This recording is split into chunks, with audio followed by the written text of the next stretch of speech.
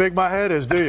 Not me either. I don't know. The only thing, you want the sparkly one, Not to mention the fact, man, this is a serious gel job I did this morning. We can't be messing that up. The hair looks fabulous. The only thing better than having one Tim is having two. We have Tim Legler, 3-time champ, Udonis Haslem. I'm Malika Andrews. Fellas, can you believe we're 32 howdy, days y'all. from the postseason? I do like saying howdy. Teams, they clearly got the memo because it was a playoff-like atmosphere throughout the association, but particularly why we're wearing these cowboy hats in the wild, wild west. That's where the seating changes every single night. You guys know I'm a cowgirl, so get on your steeds and let's roll. The Rockets, the Nuggets, the Warriors, the Lakers, the Grizzlies, the Kings, the Timberwolves, all in action. Let's do a little Western roundup, shall we? We start with the Rockets, who entered Monday as a second seed UD in the West, but Quentin Grimes was on a mission. Yeah, 46 point last night. Has been averaging 20 points since he's been in Philly right now. 4 30-point games, 2 40-point games. I'm interested to see how long he sticks around. And thanks to those 46 points, the Rockets found themselves in a 25-point hole here. The last time they overcame a deficit like that, it was the Russ James Harden era.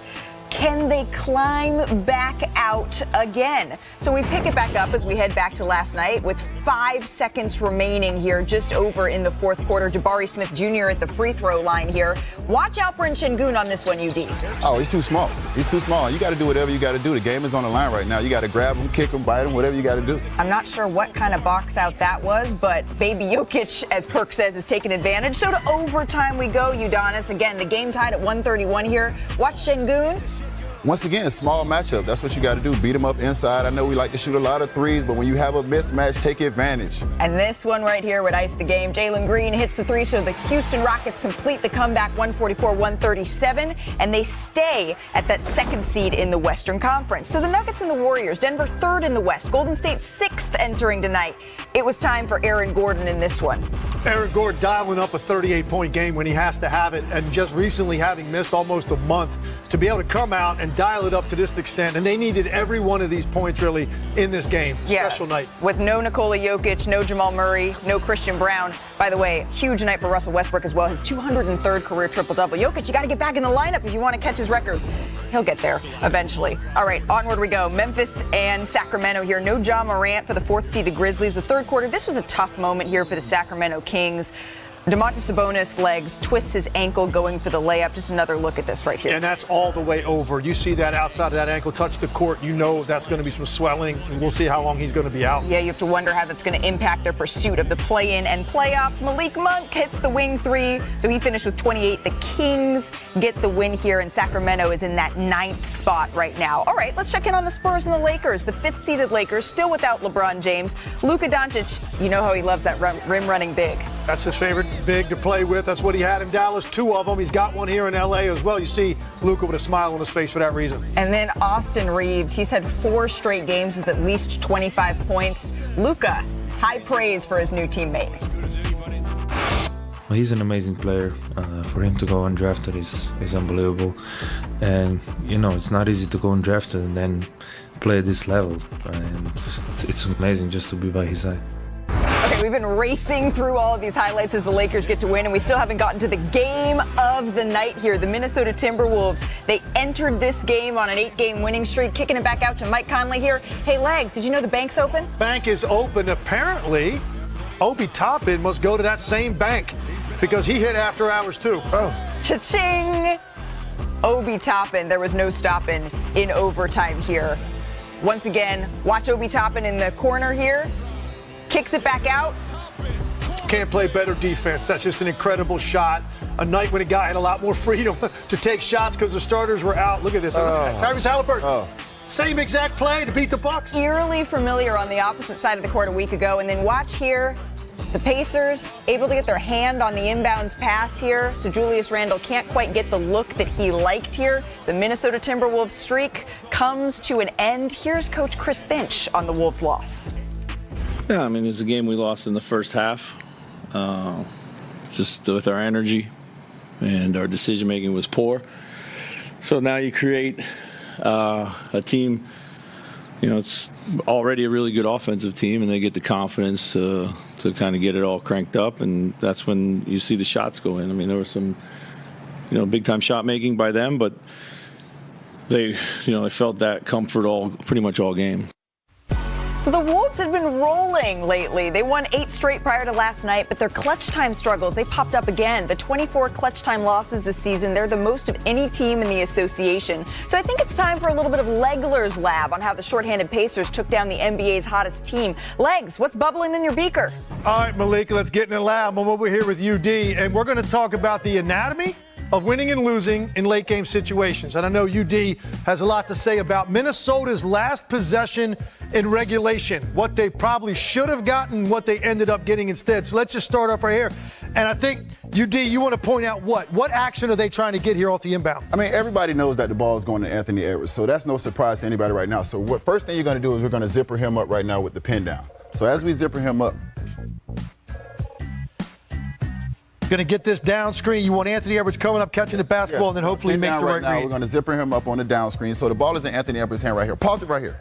So now, as we see this guy come up right here and try to get the ball out of Anthony Edwards' hands, the first mistake he makes is Ant can see him.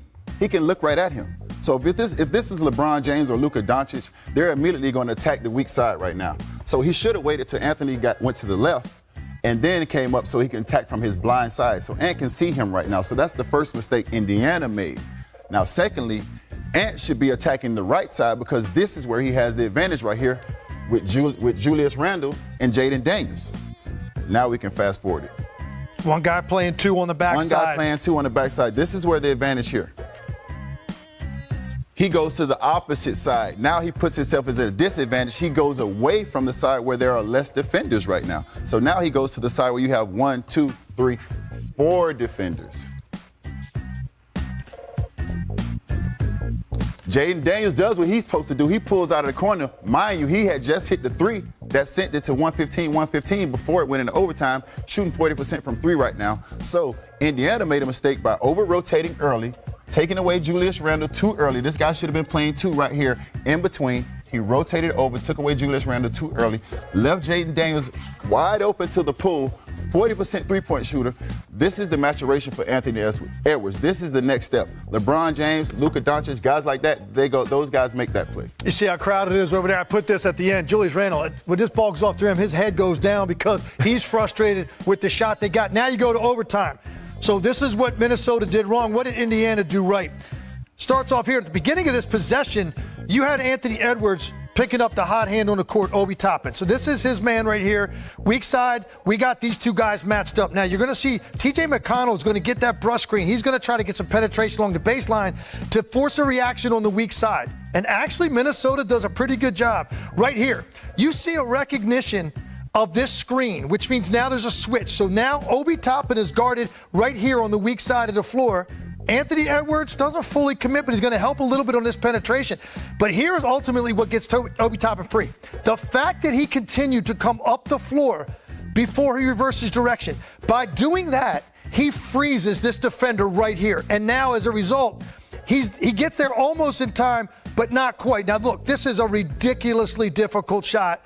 It's pretty good defense, actually great defense in the corner. But at this point, Obi Toppin had already hit 3 threes late in the game and into overtime. So this is the hot hand at all costs. You've got to keep it off the 3-point line because a 3 beats you, a 2 forces a second overtime. You can't even let a catch happen in that situation for the hottest hand on the court, which was Obi Toppin. Great execution by Indiana, a breakdown for Minnesota defensively and offensively. As a result, they lose a tough game. The margins in the West are razor thin, and that is the difference between moving up and being John Mayer, free-falling. After the dust settled on Monday, this is where the postseason picture is. The Rockets, they used their 7th straight win to leap up to that 2nd spot in the West. Now, the Grizzlies, they dropped to 5th. They're just behind the Lakers by percentage points. Everyone, though, still way behind the Thunder. So, Tim McMahon, we're just going to call you the non-California Western-based reporter. You literally cover every Western team besides the ones that are based here. We know the Thunder, they've separated themselves as an elite contender here. But after them, I don't know. Who's the 2nd best team in the West? Yeah, and you could go for 4 or 5 different teams here. I don't cover Golden State. That's a good thing for the Warriors because I've been in the building the 2 times that they've lost with Jimmy Butler in uniform. You. Well, maybe, including last night. But I'm going to go with Golden State here. Obviously, playoff Jimmy is a thing because we've seen him before. But more than anything else, Steph Curry, last night, Steve Kerr talked about how tired he is. They've got to get him some rest, got to get his battery recharged. But he's still playing at the peak of his powers. Him and Draymond Green, 4-time champions. I just think they have the talent and the pedigree to be the biggest threat to Oklahoma City. I got to argue with you on that one. This is no Jimmy hate, but I would say that the record has been a little bit favorable to Golden State right now. I'm looking at the record of the teams that they've played, and we're talking about 312 wins to 364 losses. I would argue that some of these teams they probably could have beat without Jimmy. Now, Jimmy has given them a boost. It's like a shot of whiskey right now, but we'll see if it lasts throughout the playoffs. Look, there was a time I thought it was clearly Denver. There was a time that I thought Denver. There was a time I thought it was clearly Golden State. I can make an argument for any of those teams, but I think the strongest argument is for the Lakers with a healthy LeBron. When you look at their body of work defensively as a team prior to his injury and the way they just were climbing rungs in the ladder in terms of their defensive metrics, it got to the point you bought in to the Los Angeles Lakers being good enough defensively, and none of us thought that halfway through the season. In addition to the way LeBron and Luka were starting to mesh offensively. And then the final component for me, it's time we start talking about Austin Reeves as one of the best third options in this league. That's how good he has become.